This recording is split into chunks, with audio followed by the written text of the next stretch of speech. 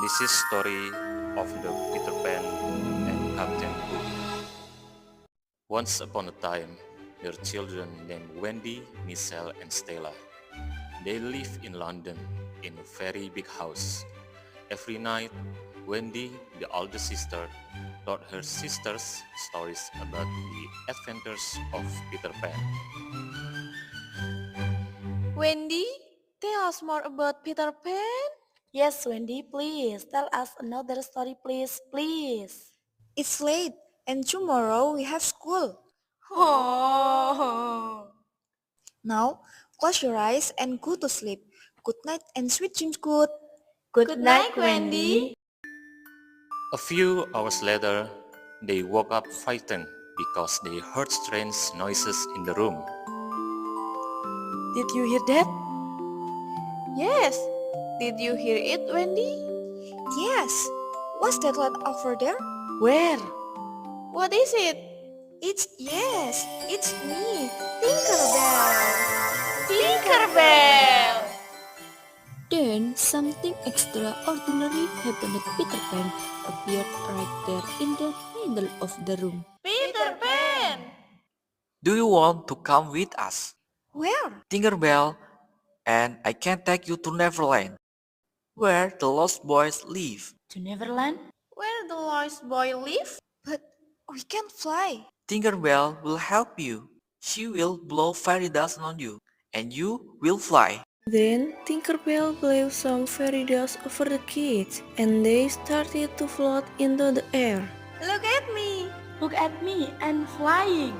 And up and down they went, round and round, until finally the five of them were out of the room and up in the sky. When they were flying over Neverland, Peter Pan pointed to a ship in the middle of the ocean and said, Look at that, Captain Hook's ship. We have to very careful around him. He's been trying to capture me for a long time. Who is Captain Hook? He is a nasty pirate and the sworn enemy of me, Peter Pan, and the lost boys and children everywhere, and a crocodile. A long time ago, we had a fight and I pushed him out of his ship and in the water. Then a crocodile bit off Hook's hand along with his watch. We used to call him Captain Fish, but now he has a hook for a hand. See his Captain Hook? See what I did there. Anyway, whenever he hears a tick-tock, he gets real nervous, since he can get me. Then he tries to get the little children. Poor lost boys. They have no families. Can I go and meet them? Of course. Wendy flew down slowly to the ground. When the lost boys saw her, they were surprised. They were longing for a mother's love. They asked, Will you be our mother? Please. I'm only a little girl. I have no experience, but I'll try. Wendy stayed with them for days and started to take care of the little children. She made them meals and cleaned them up and told them stories. But one night, while they were at the square, they heard a terrible voice. You are all my prisoners. He grabbed Wendy and said, If you want to see her again, tell Peter Pan to come and get me. The pirates got onto their horses and left quickly to their ship. The boys told Peter Pan about what happened. Peter Pan left Michelle and Stella with his friends and headed to the pirate ship. Captain Hook, here I am. Let Wendy go. Ha ha ha ha ha ha. Welcome aboard, Peter Pan, my loyal man. Shall take her to land. When Wendy was on land again, she went straight to the lost boys for help. Peter Pan is hooked prisoner. What can we do? And just then, they saw a light coming down from the sky. It was Tinkerbell. We have to save Peter Pan, Tinkerbell. I have a plan. Follow me. Tinkerbell, Wendy, Michelle, Stella, and the Lost Boys headed to the sea in boat.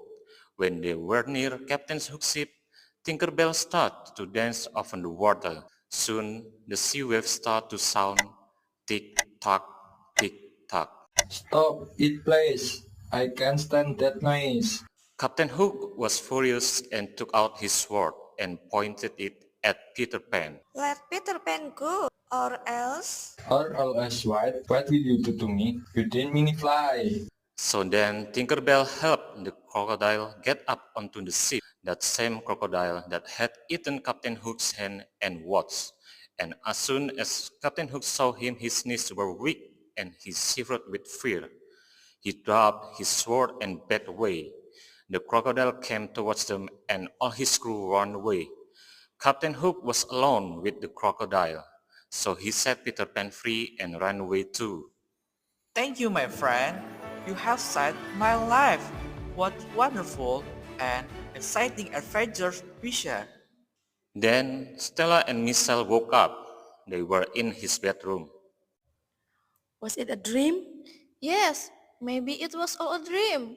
But outside, Tinkerbell and Peter Pan waved to them up in the sky. Moral of the story is, true bravery is not just about fighting enemies. It's about caring for others, standing together in the face of fear, and using love and wit to overcome challenges. Even small hurts can make a big difference.